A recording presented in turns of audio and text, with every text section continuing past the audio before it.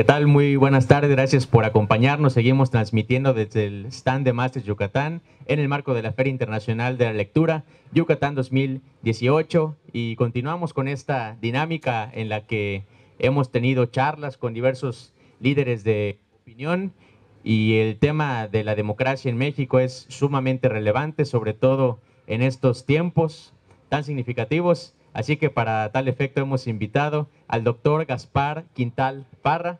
Muchísimas gracias por acompañarnos, que nos va a hablar de la transición democrática en México. Y bueno, antes de cederle el uso de la voz, me permitiré leer una breve reseña sobre su amplia trayectoria. El doctor Gaspar Armando Quintal Parra es licenciado en Derecho por la Facultad de Derecho en la Universidad Autónoma de Yucatán.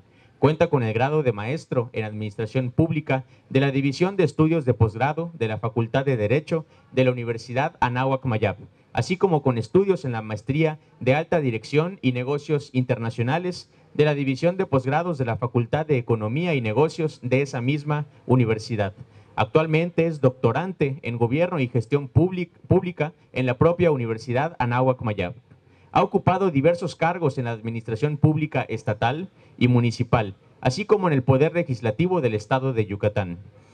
En el nivel estatal ha ocupado, entre otros, el de director de administración del Instituto de Seguridad Social de los Trabajadores del Estado de Yucatán, oficial mayor de gobierno y secretario general de gobierno. En el ámbito municipal ha sido nombrado director de gobernación y oficial mayor del Ayuntamiento de Mérida.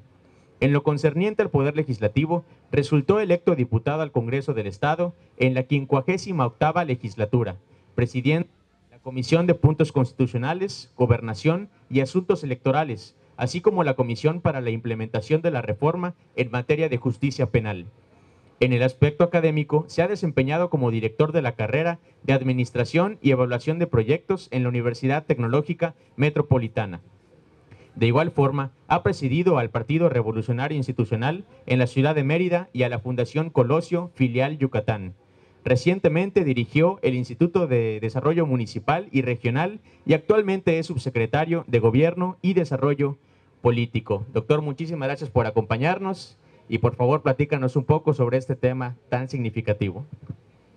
Gracias, les agradezco de verdad la invitación a todos ustedes, a los amigos de Masters Yucatán, a platicar pues, básicamente sobre un tema que es de especial importancia, puesto que nos permite identificar muy bien cuál es la situación que vivimos actualmente, cuál es la situación política que nos lleva en estos momentos en nuestro país, sobre todo en estos momentos de procesos electorales tan competitivos, procesos electorales tan complejos y que se dan en México por el hecho de que vivimos en una democracia, como señalan algunos, en germinación, pero finalmente en una democracia que se ha venido construyendo en los últimos 40 años en el país.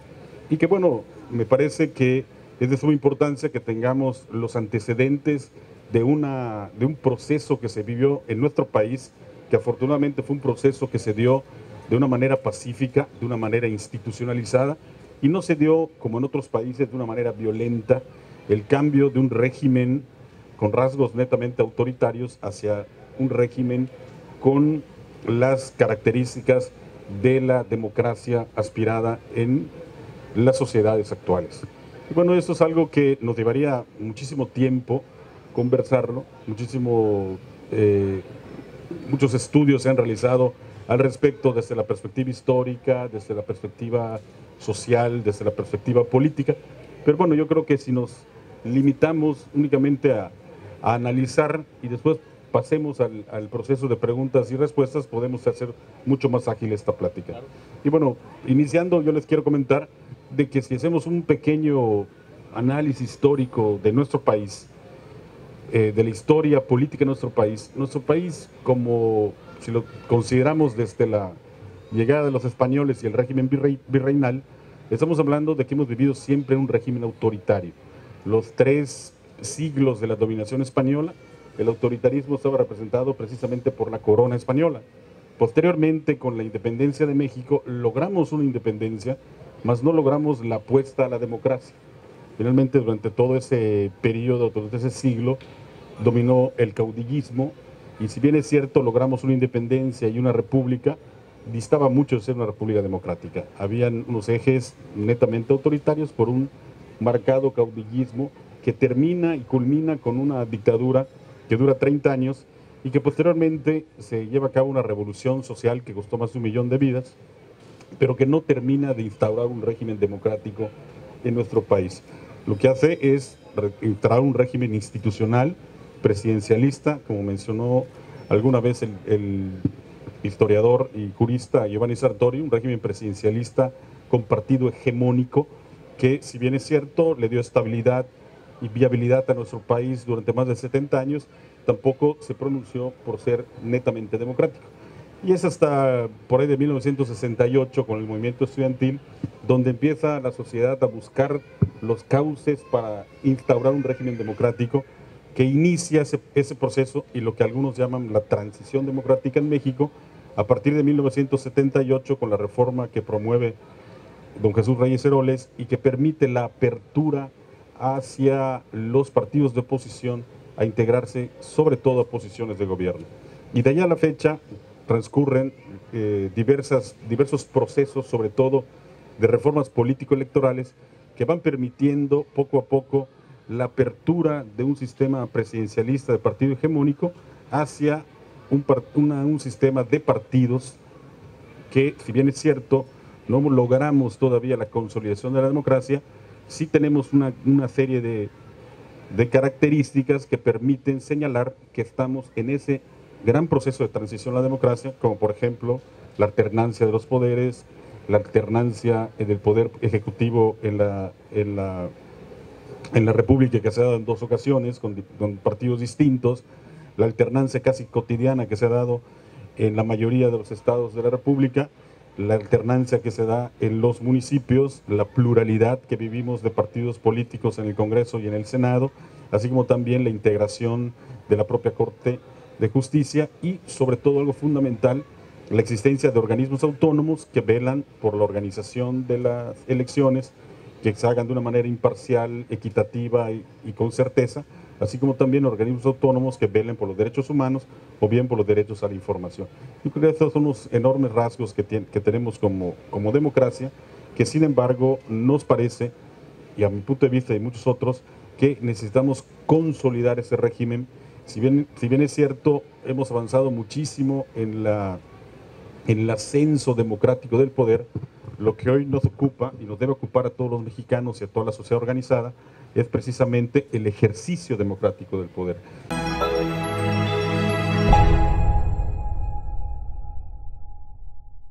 Hola, soy Leslie Zarcoya y estoy para apoyarte. Seré gestora de tus problemáticas sociales y la voz de tu colonia ante las autoridades. Llama a Denuncia Ciudadana.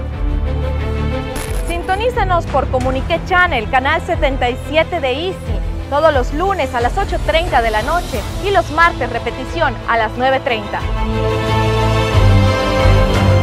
Recuerda, Denuncia Ciudadana y Leslie Zarcoya te apoyan.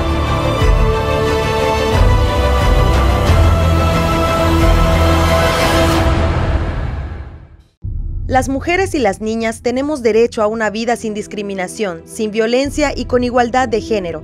Conoce y exige tus derechos. Consulta yucatán.gov.mx. Identifica, denuncia. Por una vida libre de violencias para las mujeres y las niñas. Gobierno del Estado, comprometidos con tu bienestar.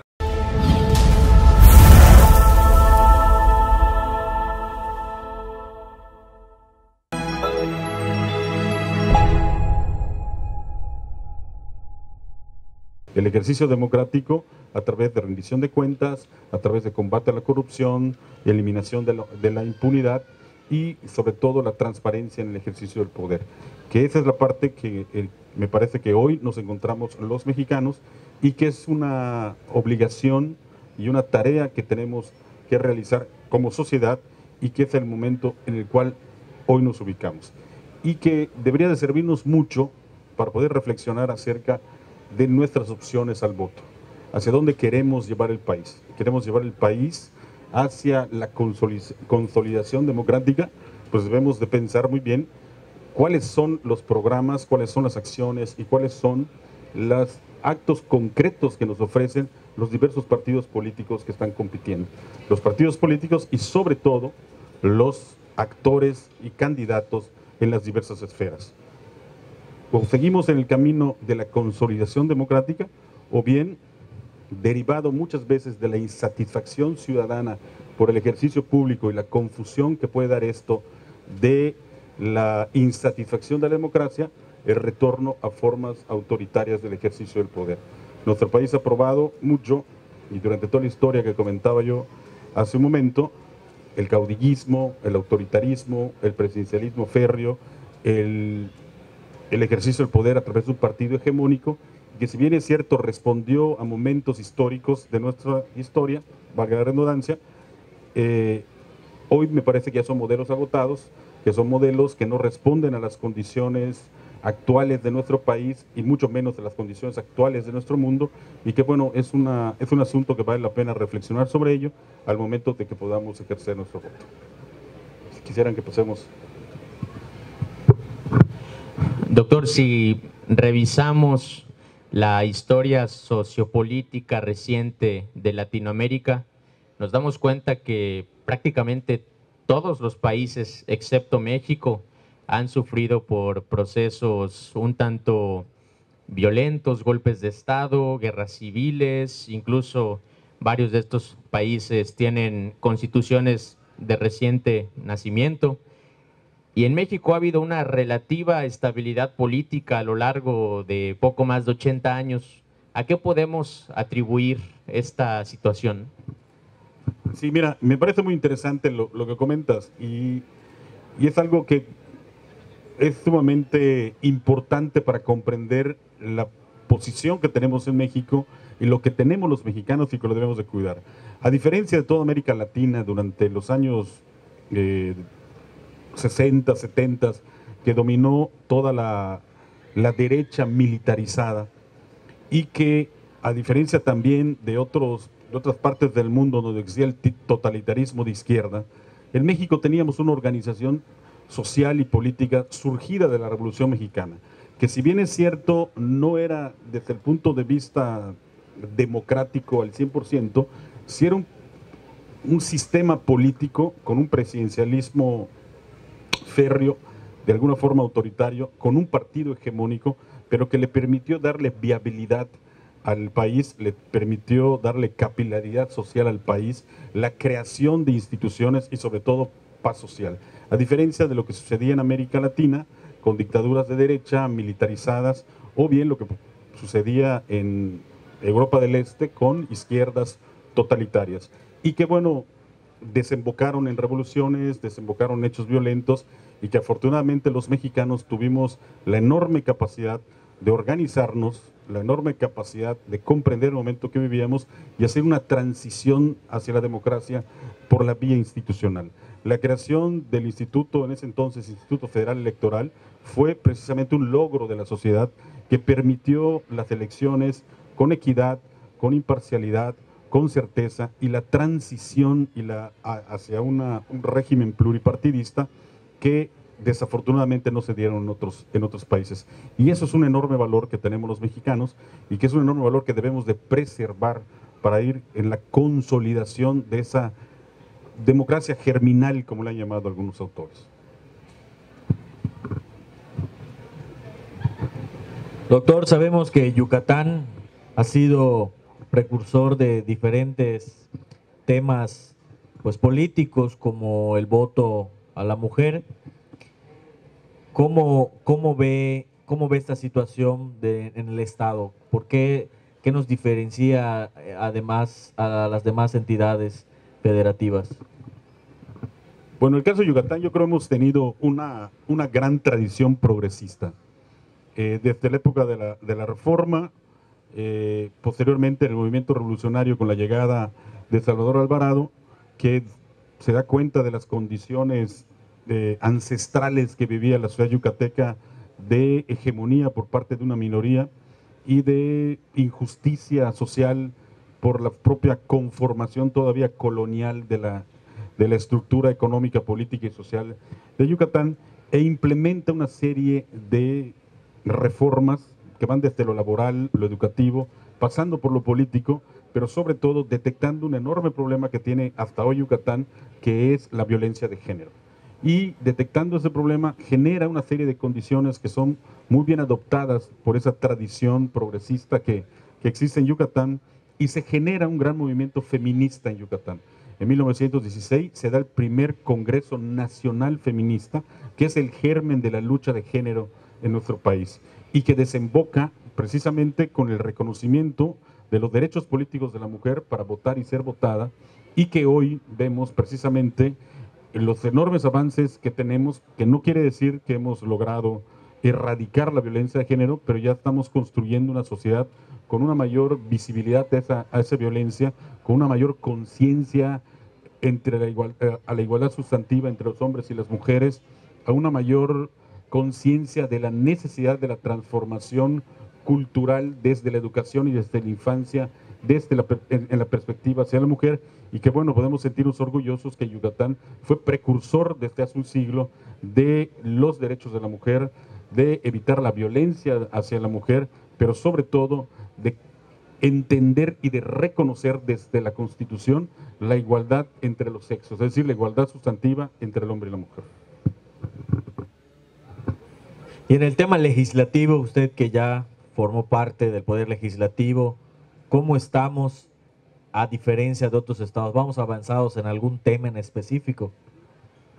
Sí, precisamente siendo pioneros muchas veces Yucatán en materia de género, tenemos una ley contra la violencia de las mujeres que inclusive fue antecesora de la ley nacional.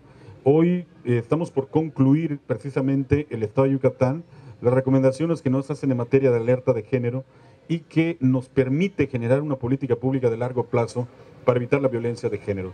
Estamos hablando de una política integral que tiene que ver desde los aspectos de la salud, desde los aspectos legislativos, desde los aspectos de las políticas públicas, desde el aspecto de la capacitación y concientización de los servidores públicos en esta materia, a fin de evitar la violencia institucional hacia la mujer, de generar una campaña permanente de concientización sobre este gravísimo problema, así como también desde abordar desde la perspectiva académica la situación de la violencia hacia la mujer. Y en la perspectiva legislativa fue enviado y se encuentra a discusión en estos momentos del Congreso una serie de recomendaciones que nos hicieron como Estado y que va a permitir sobre todo la institucionalización de una política de género que nos lleve finalmente a la transformación cultural y evitar la violencia hacia la mujer. Ya hablamos del tema de la igualdad, equidad de género, que fuimos pues pioneros hasta cierto punto. No hay que olvidar también que Yucatán ha sido pionero, hablando del sistema democrático, de las candidaturas independientes.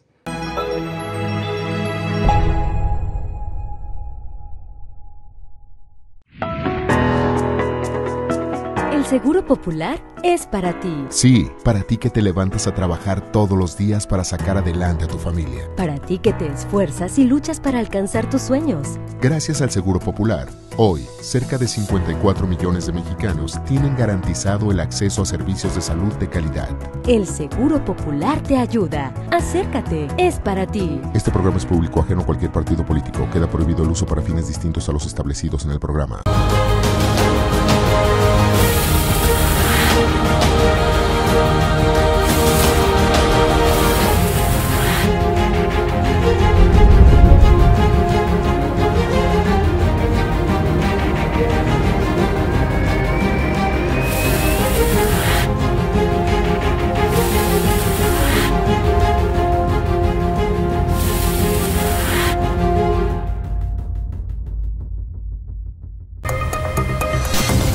Cambia a cada instante. Y cada instante es noticia.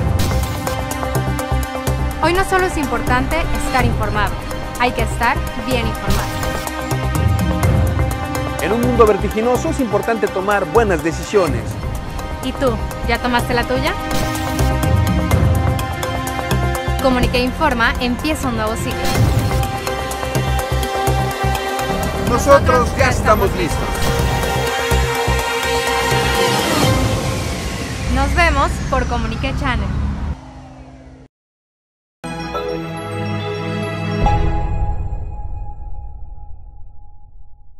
En la historia de México, los primeros candidatos independientes en el 2007 los tuvo Yucatán, los tuvo en nuestro estado, entre ellos Motul, Izamal y Yobaim. Posteriormente de esos tres, el que gana es el de Yobaim, si no me equivoco es Adonai Avilés, y fue el primer presidente independiente en la historia de México. Entonces creo que eso marca sin duda un parteaguas en el tema democrático de México, y qué orgullo que Yucatán haya sido de los primeros, el primero a nivel nacional. ¿Qué opinión le merece, doctor, el tema que está ahora en boga de las candidaturas independientes? A mi parecer muy importantes, porque pues el ciudadano se ve reflejado y puede participar sin necesidad de tener respaldo de algún partido. Mira, ese punto de las candidaturas independientes yo creo que hay que abordarlo desde una perspectiva mucho más amplia, mucho más profunda, y que refleja sobre todo el agotamiento del sistema de partidos políticos que tenemos en México. Me parece que la insatisfacción ciudadana hacia la democracia es una insatisfacción ciudadana hacia la actuación de los partidos políticos. Y que esto ha generado dos grandes aspectos. Uno, la atomización de los partidos políticos. Si bien es cierto, cuando se da la transición a la democracia y la alternancia, teníamos tres grandes partidos políticos que dominaban el ámbito político electoral. A la izquierda estaba el PRD, a la derecha estaba el PAN y al centro estaba el PRI. Hoy la realidad es totalmente distinta. Existen una serie de partidos políticos, dos de izquierda, existen partidos políticos minoritarios pero con cierta presencia en algunas regiones del país, como es el caso de de Movimiento Ciudadano, antes Convergencia, que tiene presencia local en algunas entidades federativas. Vemos el partido de Nueva Alianza, que representa a la comunidad magisterial en el país. Y bueno, por otra parte, el partido de Encuentro Social, que de otra forma representa una ideología algo religiosa. Y bueno, vemos una atomización de los partidos políticos que se dan alianza con los grandes partidos, pero atomizados, derivado en parte de ese desencanto hacia la actuación de los partidos. Y otra manera de aflorar este desencanto, esta insatisfacción, es precisamente a través de las candidaturas ciudadanas.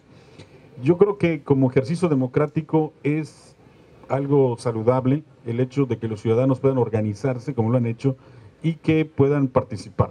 Sin embargo, nos queda mucho por hacer todavía para que puedan también participar de una manera equitativa contra los partidos políticos, por un lado. Pero por otro lado, me parece también que es sumamente importante trabajar en el tema de la democratización de los partidos políticos. Los partidos políticos finalmente no son clubes privados que puedan gobernarse de una manera arbitraria, de una manera autoritaria, sin rendición de cuentas a la sociedad.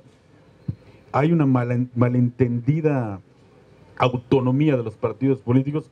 Yo pertenezco a un partido político, soy presidente de una fundación de un partido político y creo firmemente que tenemos una enorme tarea por la democratización de los partidos políticos.